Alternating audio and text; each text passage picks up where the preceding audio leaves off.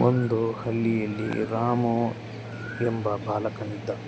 ಅವನು ಪ್ರತಿದಿನ ಶಾಲೆಗೆ ಹೋಗುವಾಗ ಒಂದು ದೊಡ್ಡ ಆಲದ ಮರದ ಕೆಳಗೆ ಕುಳಿತು ವಿಶ್ರಾಂತಿ ಪಡೆಯುತ್ತಿದ್ದ. ಆ ಮರವು ಅವನಿಗೆ ತುಂಬ ಇಷ್ಟ. ಒಂದು ದಿನ ರಾಮು ದುಃಖದಿಂದ ಮರದ ಬಳಿಗೆ ಬಂದು ಕುಳಿತ.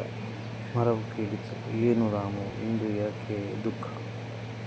ರಾಮು ಹೇಳಿದ, "ನನ್ನ ಬಳಿ ಆಟಿಕೆ ಇಲ್ಲ, ಹಣವೂ ಇಲ್ಲ." ಮರವು ಮೃದುವಾಗಿ ಹೇಳಿತು, "ನನ್ನ ಹಣ್ಣುಗಳನ್ನು ತೆಗೆದುಕೊಂಡು ಹೋಗಿ ಮಾರಾಟ ಮಾಡಿ ನಿನಗೆ ಬೇಕಾದುದನ್ನು ಕೊಂಡುಕೋ." ರಾಮು ಸಂತೋಷವಾಗಿ ಹಣ್ಣುಗಳನ್ನು ತೆಗೆದುಕೊಂಡು ಹೋದ. ವರ್ಷಗಳು ಕಳೆದವು. ರಾಮು ದೊಡ್ಡವನಾದ. ಮತ್ತೆ ಮರದ ಬಳಿ ಬಂದನು.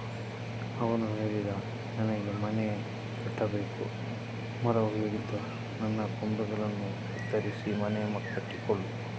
ರಾಮು ಹಾಗೆ ಮಾಡಿದ. ಇನ್ನು ಕೆಲವು ವರ್ಷಗಳ ನಂತರ ರಾಮು ವೃದ್ಧನಾಗಿ ಮರದ ಬಳಿಗೆ ಬಂತು. ಅವನು ಬಡನಿದ್ದ. ಮರವು ಹೇಳಿತು, "ನನ್ನ ಬಳಿ ಈಗ ಏನೂ ಇಲ್ಲ, ಆದರೆ ನನ್ನ ಬೇರುಗಳ ಮೇಲೆ ಕುಳಿತು ವಿಶ್ರಾಂತಿ ಪಡೆಯಬಹುದು." ರಾಮು ಹೃದಯ ತುಂಬಿ ಆ ಮರದ ಮೇಲೆ ಕುಳಿತ.